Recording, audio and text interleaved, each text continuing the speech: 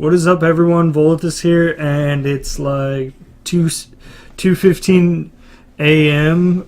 where I'm at, and I was gonna go to bed, but stumbled upon something. They made the 2.51 patch notes for Final Fantasy XIV: A Realm Reborn Live. So let's go through it, talk about it, and I'm gonna go to bed. Sound good? Sound good. Okay. So it looks like, I apologize in advance too because my monitor's on this side, so I'm going to be talking and reading. This is pretty much being recorded live for me. Obviously you guys will see this. Also, before we get into this, sorry, I forgot I also put up another Manderville Gold Saucer preview. It'll be my initial thoughts. Check that out too. Let's get into this. Okay, so it looks like next we have, as promised, the next two the next two parts to the Zodiac. It says materia enhanced properties of Zodiac weapon Zelta will be transferred to a sphere scroll. Looks like some neat stuff. Unfortunately, I don't have much to say because I'm not even caught up. I'm still Animus/Novice. I need all my materia in Animus. So let's move on. New quest delivery Moogle behind in that as well, but I do enjoy them. So we have a good chunk of Manderville Gold Saucer quests by the look of it. Let's see. We have to unlock. It looks like we unlock an airship ticket to it, as well as it says race Chocobo Registrator, Triple Triad, the Mini Cacpot Broker, Jumbo Cacpot Broker, catering. I'm not sure what that. Oh, catering. It says so you think you can ride this chocobo. So obviously that's some kind of chocobo feed or something like that. And okay, talks a little bit about the gold saucer, new hairstyles. Always appreciate battle system. It says the rewards for the gift of Archmagus has been adjusted to the following. So now we can get Carbon Twine. I'm excited for it. I personally predicted that this would probably happen.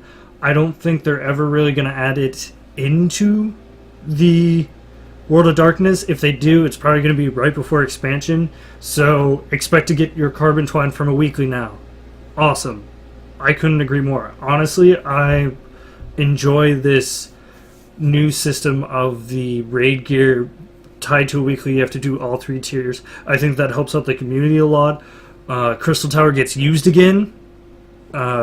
Basically, until that quest came out, Crystal Tower was pretty dead, and you didn't want to be a DPS waiting on the Crystal Tower. Alright, moving on. Culinarian, it looks like we can make some of the feed for them, for the Chocobos. So that's pretty cool. Don't know about a lot of the raw mats. It takes a lot of glacial grains. It's only taking shards. Looks like grade 2 takes some clusters. Doesn't look all that expensive. Looks fair enough. New gathering points. So the new mats are going to come from gathering. Some of them. So, okay. It doesn't say exactly where. New achievements. Blah, blah, blah. Which will always be good. Now we have a new point system. It's Manderville Gold Saucer points, and I'm assuming it's in our currency and all that. There's a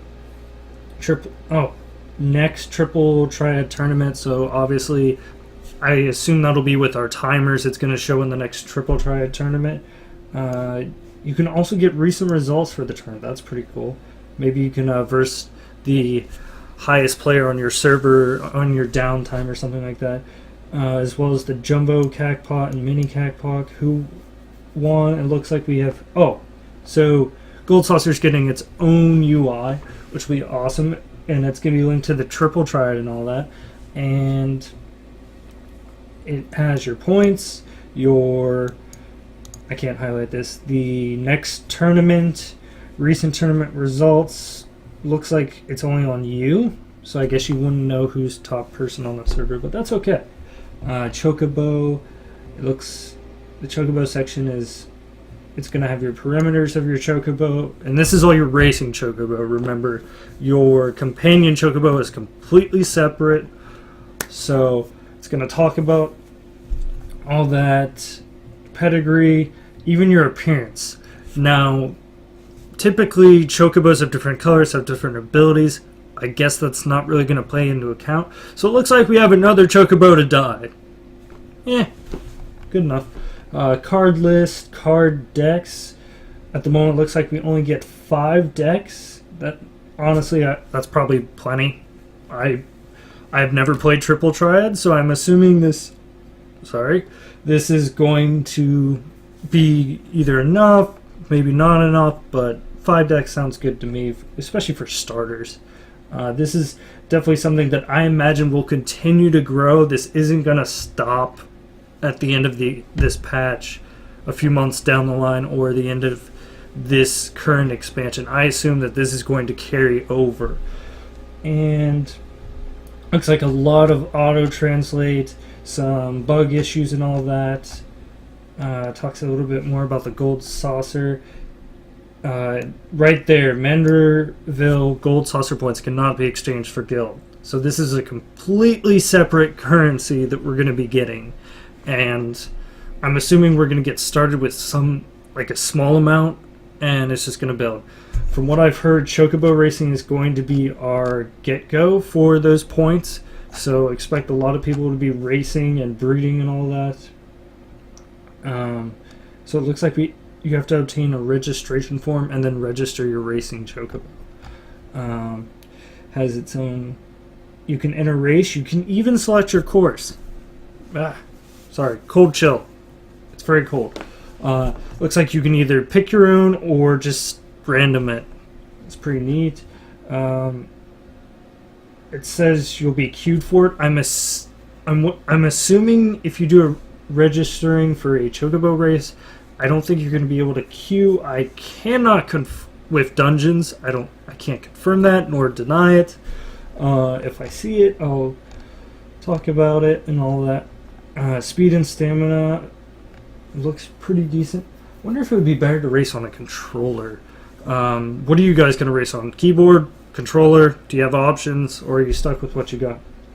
And it looks like if you run out of stamina, your speed's going to drop and unable to accelerate for the remainder of the race. So this is going to be a lot on the player. They're going to have to know when to steer, when to accelerate and all that. There's magic panels. The first 2 look like buffs and the other 2 look like debuffs.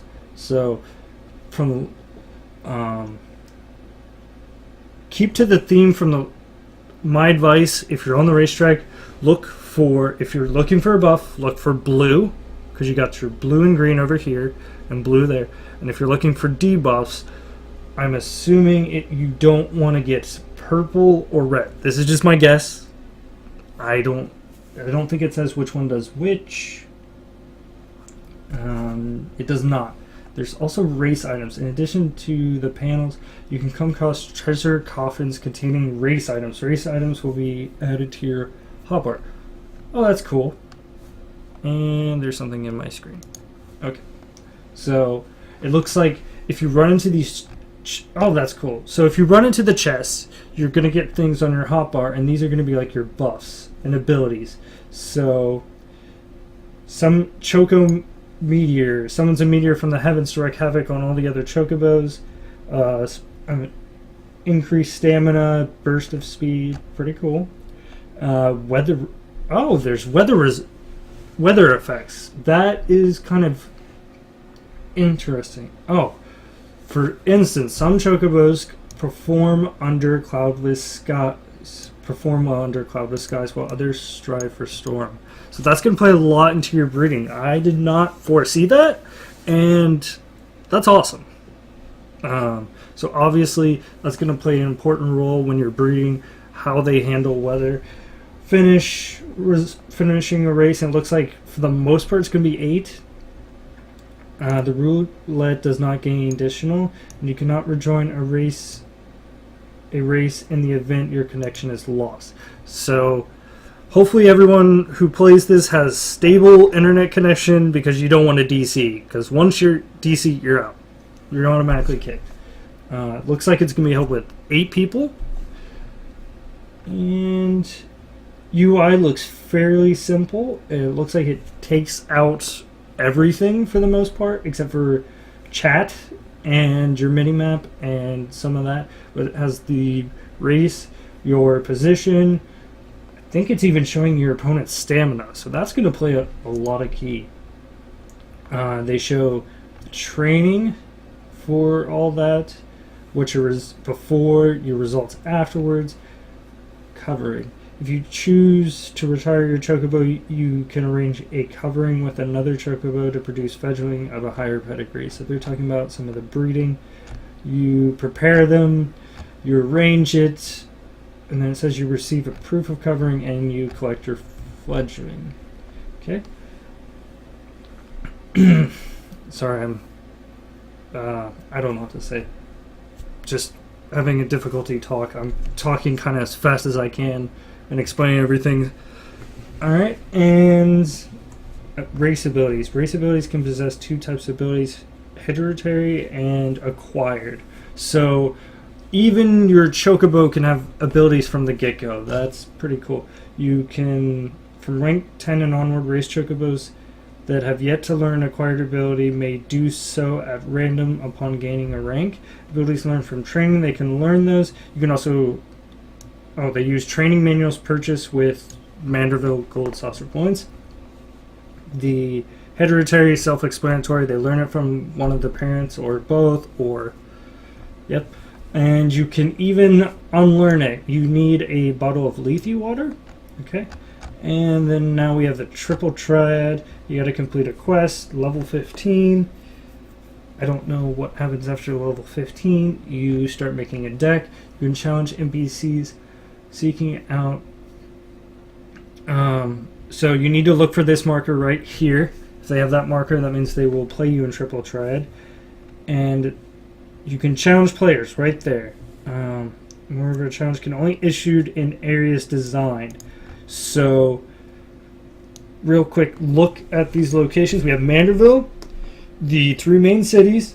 We have Eastern, Las Noches, in Costa del Sol, South Shrouds, Biscarnos, Dirthers, Central Thanalan, the Coffer and the Coffin, Volathis, the Observatorium, and Mordona, 7th Heaven. I don't remember what 7th Heaven is. Cards. Less than 30 cards allow 1 card with a rarity. Talks a little bit. I'm not going to go a whole lot. 60 cards or more. There's basic rules, and they talk about that. And then you can rematch, and you get your reward, which that's the Manderville Saucer points, I assume. Advanced rules talks about each of these different ones. I would read over them carefully, or they might even explain it. There's triple tournaments, goes into discussion about that. And then we have a Cacpoc, they talk about that. The Jumbo is limited to 1 ticket per week. So this is your weekly one. And I'm assuming the time of drawing will differ depending on your data center. Which one am I on? I think I'm on AFER. So they do it every Saturday at 6 p.m. Pacific Standard Time. So I'm going to have to convert that later and figure that out. But, the times of the drawings will differ. So keep that in mind. Check out your data center. And then we have the mini. And the mini is limited to 1 ticket per day. Okay? So what you do, select your numbers, select a line, and then you can receive your prize. That's for just the mini. So the mini's kind of like scratch off in real life. You do it, you get done. Well, they're talking about the gates, which is the gold saucer version of Fates, the mini games, the new prizes. And we have new items. I have no idea where the blood sword comes into play. I'm guessing these are like the pre-relics for our relics. And then the Zeta is our new relic. Just looking over real quick, see if there's anything else. New items, grade feed. I think that's about it. I'm gonna scroll just a little bit more, or maybe a lot, because these are a lot of cards. So some of the cards are mystery. They have a list of a bunch of cards. Check them out. And that looks like the end. So I'm gonna head to bed. If you enjoyed this video, please like, comment down below, subscribe if you're new, keep updated with my channel, and I will see you in the next video. Bye bye.